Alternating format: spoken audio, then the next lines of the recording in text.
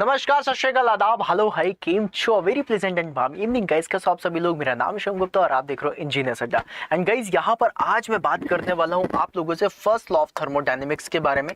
Basically ये जो मैंने सेशन रखा है ये जेकेएसएसबी स्टूडेंट्स के जो तभी थर्मोडायनेमिक्स की क्लासेस चल रही हैं उसी को ही समझाने के लिए थोड़ा सा और इंटरेक्टिव वे में रखा है। और इस सेशन से जितने भी स्टूडेंट्स हैं वो फर्स्ट लॉ ऑफ थर्मोडायनेमिक्स को थोड़ा सा अलग लेवल पे देखेंगे।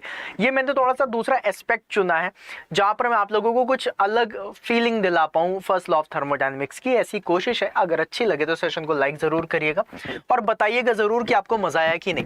गाइज, अगर मैं फर्स्ट लॉ के बारे में बात करता हूँ, हर किसी को पता है law of conservation of energy से ये सारी चीजें चलती हैं और इसमें आप लोग जूल्स लॉ भी बोलते हो, इसे क्वांटिटी के लिए होता है इसलिए हम इसे क्वांटिटेटिव लॉ भी बोलते हैं। लेकिन थर्मोडायनेमिक्स का फर्स्ट लॉ एक्चुअली में क्या कहता है? That is cyclic integral of the heat change, right, will be equals to cyclic integral of W work done, right. ये भी हमें पता है। सर फिर कुछ नया कैसे सीखे? Law of conservation of energy कैसे देखने के लिए मिलती है, राइट। और उसमें आप लोग जो एक फॉर्मूला लगाते हो that delta Q will be equals to delta U plus of delta W, right. ये कैसे होता है इसके बारे में जानते हैं, ठीक है गाइज। अब आप लोगों ने एक चीज फील करी होगी अपने डे टू डे लाइफ में कि आप बोलते हो ना, सर जी पता नहीं क्या हो रहा है, मैं तो मोटा होता चला जा रहा हूँ। कुछ लोग कहते हैं अरे भाई क्या हो गया, तुम तो बहुत पतले होते जा रहे हो। कैसे पता चलेगा कि मैं मोटा कैसे हो रहा हूं, मैं पतला कैसे हो रहा हूं? इसका एक सिंपल सा फंडा बताता हूं आप लोगों को।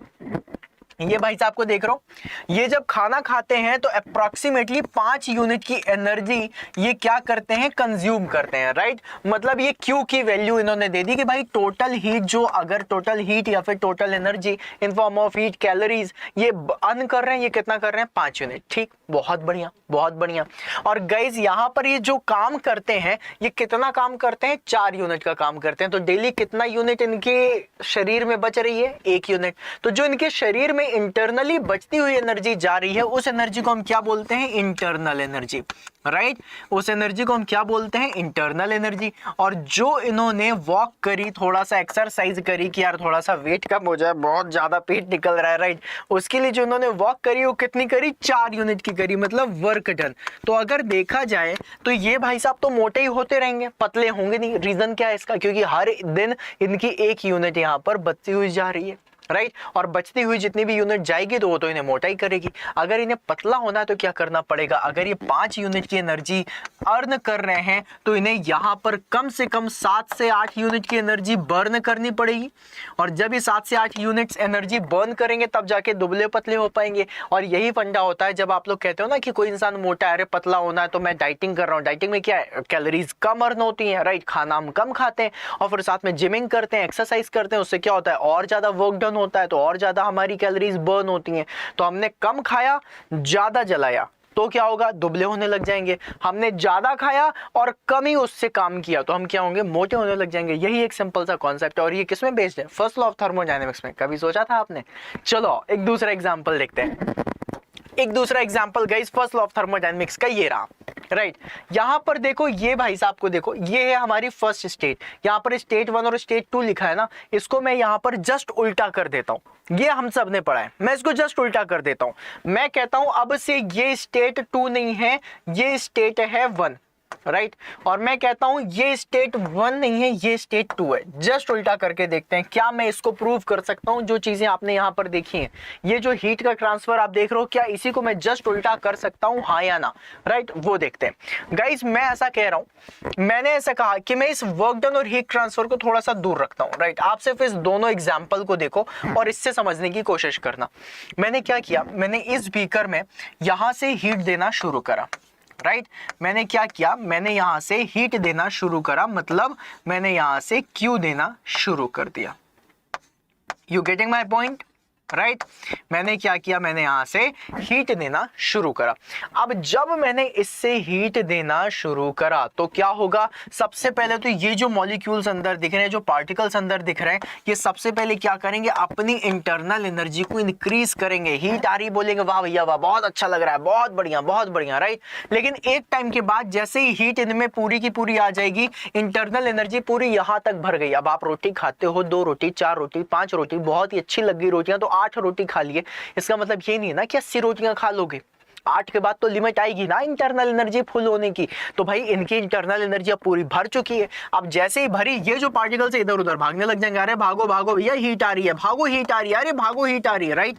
अब चारों तरफ से तो नहीं जा सकते, सिर्फ एक ही इलाका है ये पिस्टन वाला, इसी को अगर ऊपर कर लिया जाए तो थोड़ा सा दूर दूर रहेंगे तो हीट को ट्रांसफर होने में टाइम लगेगा, राइट, समझ रहे हो। तो अब यहाँ पर क्या होगा, ये जितना भी पिस्टन है इस पिस्टन को ऊपर की तरफ खींचने की कोशिश करी जाएगी मेरे लाल। अब ऊपर की तरफ धक्का देना है तो कौन धक्का देगा, ये पार्टिकल्स धक्का देंगे।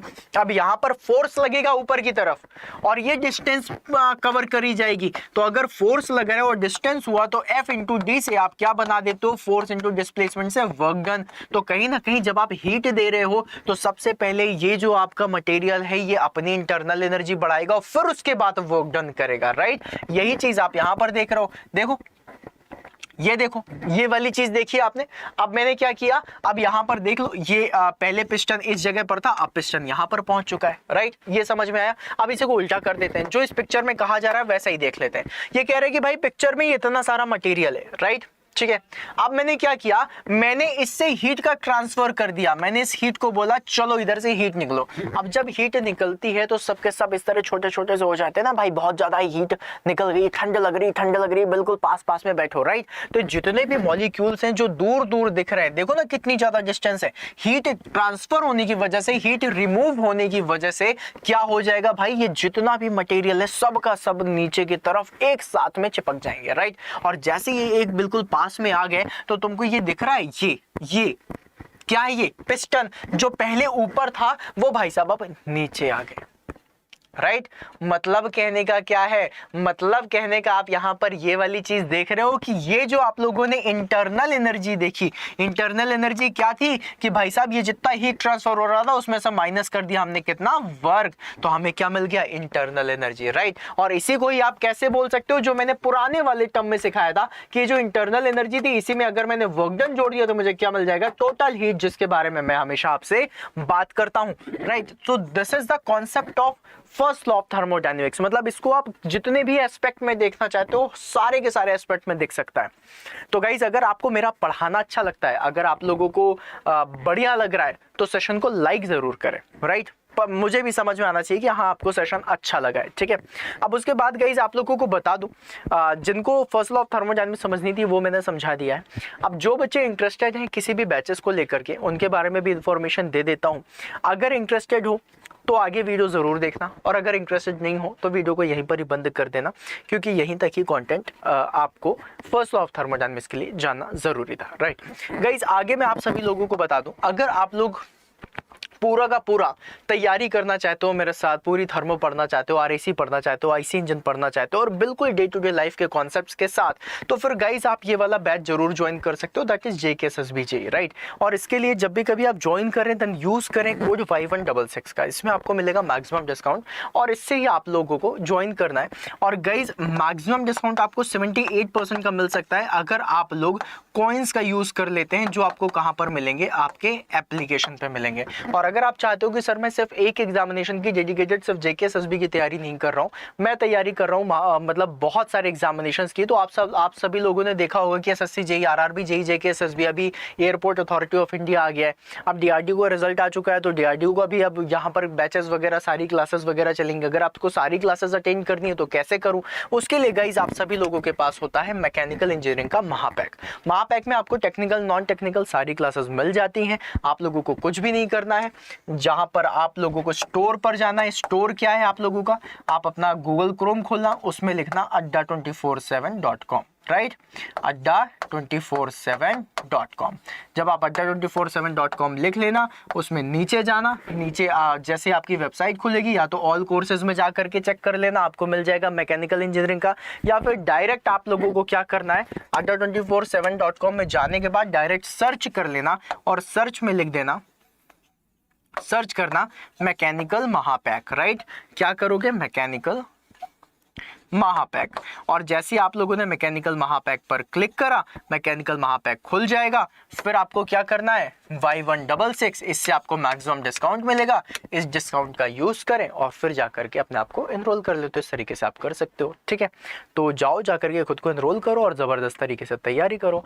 एंड सेशन अच्छा लगा हो तो उसे लाइक करके ज़रूर जाना, कमेंट में ज़रूर बताना कि कैसा लगा फर्स्ट लॉ ऑफ थर्मोडायनेमिक्स का डे टू डे लाइफ का concept. All the best guys, bye bye.